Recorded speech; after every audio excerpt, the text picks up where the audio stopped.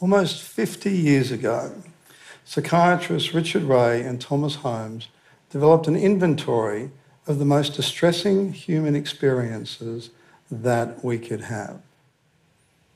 Number 1 on the list, death of a spouse. Number 2, divorce. 3, marital separation.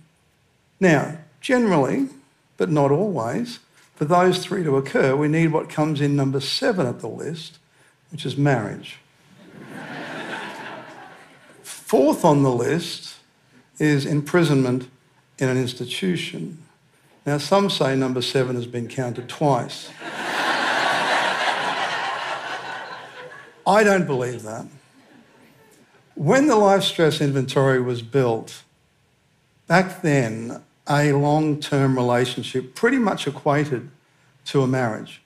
Not so now. So for the purposes of this talk, I'm going to be including de facto relationships, common law marriages, and same-sex marriages, or same-sex relationships soon, hopefully, to become marriages. And I can say from my work with same-sex couples, the principles I'm about to talk about are no different. They're the same across all relationships. So in a modern society, we know that prevention is better than cure. We vaccinate against polio, diphtheria, tetanus, whooping cough, measles. We have awareness campaigns for melanoma, stroke, diabetes, all important campaigns. But none of those conditions come close to affecting 45% of us. 45%, that's our current divorce rate. Why no prevention campaign for divorce? Well, I think it's because our policymakers don't believe that things like attraction and the way relationships are built is changeable or educable. Why? Well, our policymakers currently are Generation X. They're in their 30s to 50s. And when I'm talking to these guys about these issues, I see their eyes glaze over and I can see them thinking, doesn't this crazy psychiatrist get it? You can't control the way in which people attract other people and build relationships. Not so our dear millennials. This is the most information-connected, analytical and sceptical generation, making the most informed decisions of any generation before them. And when I talk to millennials, I get a very different reaction. They actually want to hear about this. They want to know about how do we have relationships that last. So for those of you who want to embrace the post-romantic destiny era with me, let me talk about my 3 life hacks for preventing divorce. Now, we can intervene to prevent divorce at 2 points. Later, once the cracks begin to appear in an established relationship, or earlier, before we commit, before we have children. And that's where I'm going to take us now. So, my first life hack. Millennials spend 7+ hours on their devices a day. It's American data. And some say, probably not unreasonably, this has probably affected their face-to-face relationships. Indeed, and add to that the hookup culture, ergo apps like Tinder, and it's no great surprise that the 20-somethings that I work with will often talk to me about how it is often easier for them to have sex with somebody that they've met than have a meaningful conversation. Now, some say this is a bad thing. I say this is a really good thing. It's a particularly good thing to be having sex outside of the institution of marriage. Now, before you go and get all moral on me, remember that Generation X, in the American Public Report, they found that 91% of women had had premarital sex by the age of 30, 91%. But it's a particularly good thing that these relationships are happening later. See, boomers in the 60s, they were getting married at an average age for women of 20 and 23 for men. 2015 in Australia, that is now 30 for women and 32 for men. That's a good thing because the older you are when you get married, the lower your divorce rate. Why? Why is it helpful to get married later? 3 reasons. Firstly, getting married later allows the other 2 preventers of divorce to come into play.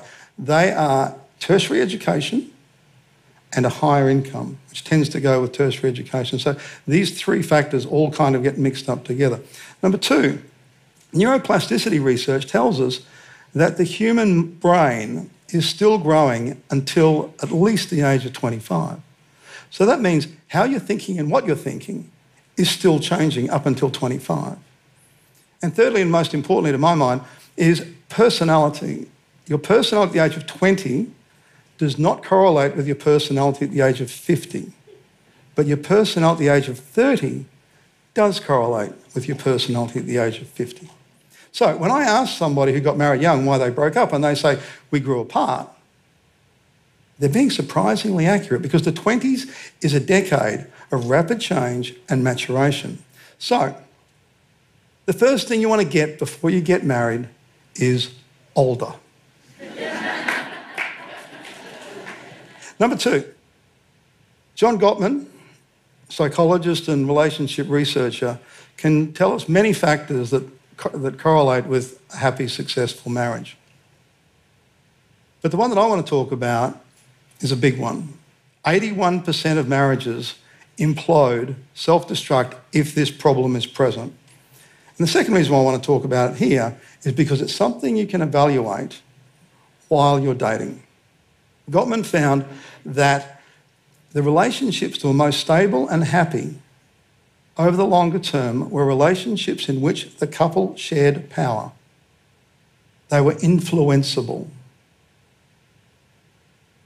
Big decisions like buying a house, overseas trip, buying a car, having children. But when Gottman drilled down on this data, what he found was that women were generally pretty influenceable. Guess where the problem lay? Yeah, there's only 2 options here, isn't there? Yeah, we men were to blame. The other thing that Gottman found is that men who are influenceable also tended to be, quote, outstanding fathers, unquote. So women, how influenceable is your man?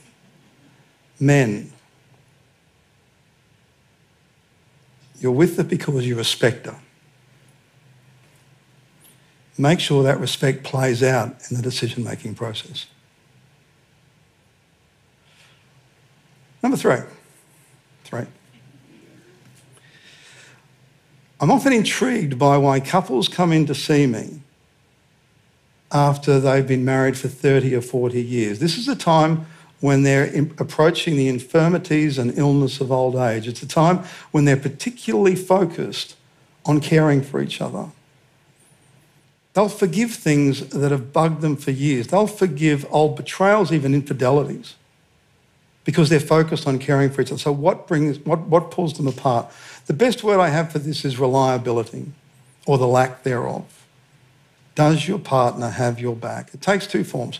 Firstly, can you rely on your partner to do what they say they're going to do? Do they follow through?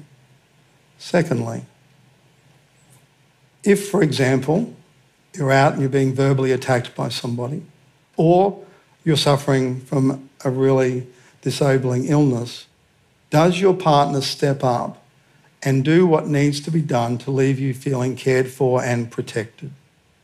And here's the rub. If you're facing old age and your partner isn't doing that for you, in fact, you're having to do that for them, then in an already fragile relationship, it can look a bit like you might be better off out of it rather than in it. So, is your partner there for you when it really matters? Not all the time, 80% of the time, but particularly if it's important to you. On your side, think carefully before you commit to do something for your partner. It is much better to commit to as much as you can follow through than to commit to more sound good in the moment and then let them down. And if it's really important to your partner and you commit to it, make sure you move hell and high water to follow through. Now, these are things that I'm saying you can look for. Don't worry, these are also things that can be built in existing relationships. I believe that the most important decision that you can make is who you choose as a life partner, who you choose as the other parent of your children. And of course, romance has to be there. Romance is a grand and beautiful and quirky thing. But we need to add to a romantic, loving heart an informed, thoughtful mind as we make the most important decision of our life. Thank you.